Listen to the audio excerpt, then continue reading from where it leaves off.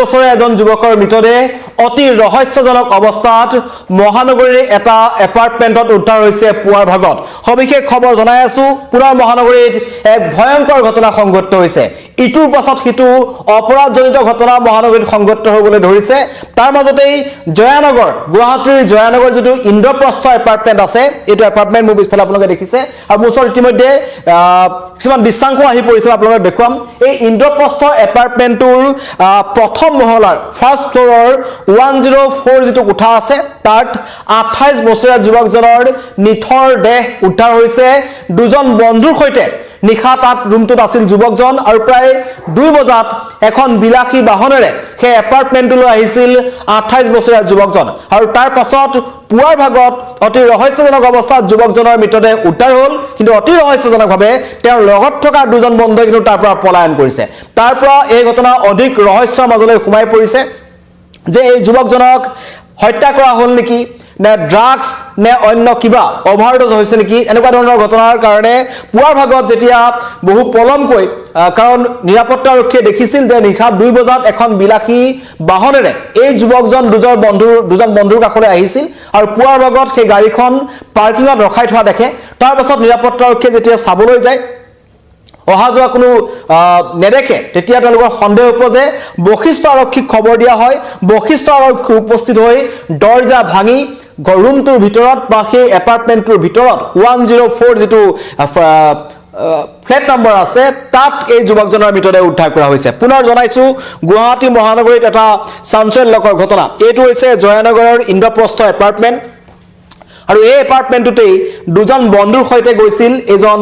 যুৱক 28 বছৰীয়া এজন যুৱক নামটো এতিয়ালৈকে আৰক্ষী ফালৰ পৰা সবিশেষ কোৱা হোৱা নাই কাৰণ তদন্ত প্ৰক্ৰিয়া চলি আছে কিন্তু অতি ৰহস্যজনকভাৱে নিশা 2 বজাত এই এপাৰ্টমেণ্টলৈ আহিছিল এই যুৱকজন এখন বিলাসী বাহনেৰে তেওঁ এটাত থকা দুজন বন্ধুৰ কোঠালীলৈ আহিছিল আৰু যেতিয়া মৃতদেহটো উদ্ধাৰ হৈছে তেতিয়া কিন্তু সেই ৰুমটোত বন্ধু দুজন নাই হেতু কাৰণে এটা ৰহস্যজনক কথা কাৰণ যদি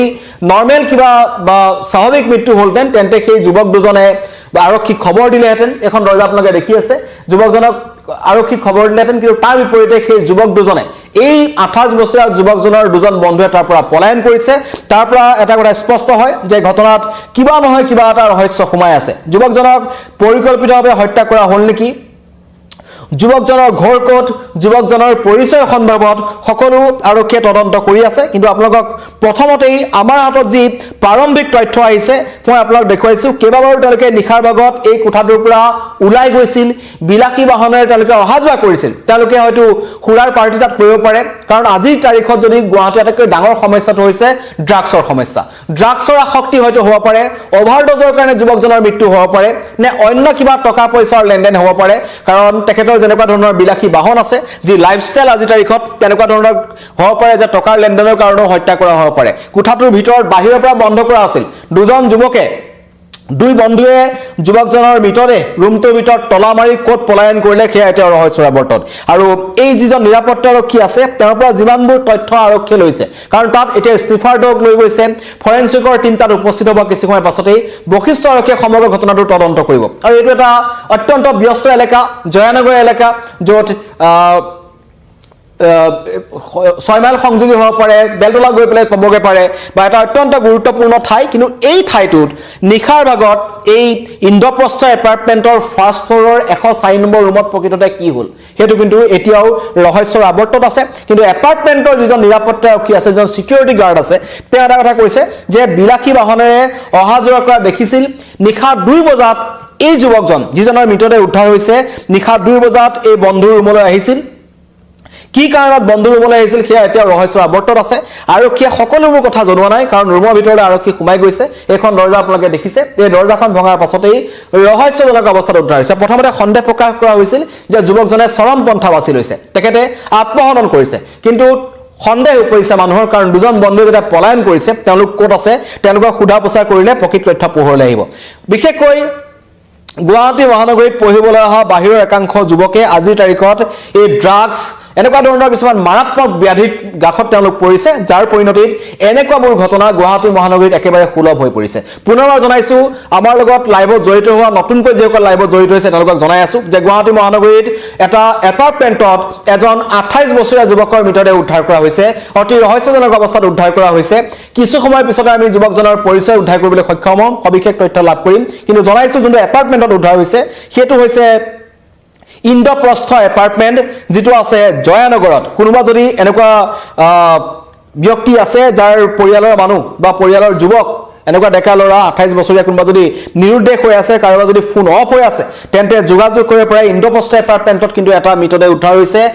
এতিয়ালৈকে মৃতদেহৰ পৰিচয় উদ্ধাৰ হোৱা নাই কিন্তু যি প্ৰাৰম্ভিক তথ্য আছে জনাই আছো সেই ইন্দ্ৰপ্ৰস্থ এপাৰ্টমেণ্টৰ ফাৰ্ষ্ট ফ্ল'ৰৰ 104 নম্বৰটোত যেটো ৰুম আছে তাত দুজন যুৱক বাস কৰিছিল সেই যুৱক দুজনৰ ৰুমলৈ এই মৃতদেহ উদ্ধাৰ হোৱা 28 বছৰীয়া যুৱকজন নিশা প্ৰায় 2 বজাত এখন বিলাসী বাহনেৰে আহিছিল তাৰ পাছতো তেওঁলোকে কেবাবাৰো এপাৰ্টমেণ্টৰ যি সিকিউৰিটি কৈ গেট খুলি তেওঁলোকে নিশা বাৰত কেৱল অহা যোৱা কৰিছিল হয়তো হুৰাৰ পাৰ্টি চলিব পাৰে সন্দেহ প্ৰকাশ কৰা হৈছে নিশা কিছু হুলস্থুলি মানুহে শুনিছিল আৰু পৰৱৰ্তী পৰ্যায়ত আজি পুৱাৰ ভাগত কিন্তু এই যুৱকজনৰ মৃতদেহ উদ্ধাৰ হোৱা ঘটনাই সমগ্ৰ এপাৰ্টমেণ্টত এটা চাঞ্চল্যৰ সৃষ্টি কৰিছে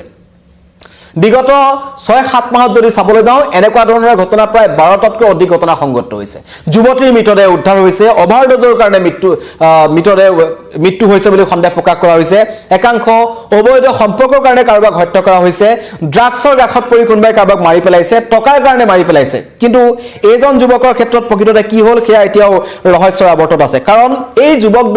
যুৱকজনৰ লগত যোন দুজন যুৱক আছিল তেওঁলোকে কিন্তু ইতিমধ্যে পলায়ন কৰিছে তাৰ পৰা এটা কথা সহজে প্ৰমাণ কৰিব পাৰি বা সন্দেহ কৰিব পাৰি বা মানুহে সন্দেহ কৰিছে ইতিমধ্যে আৰক্ষীয়ে সন্দেহ কৰিছে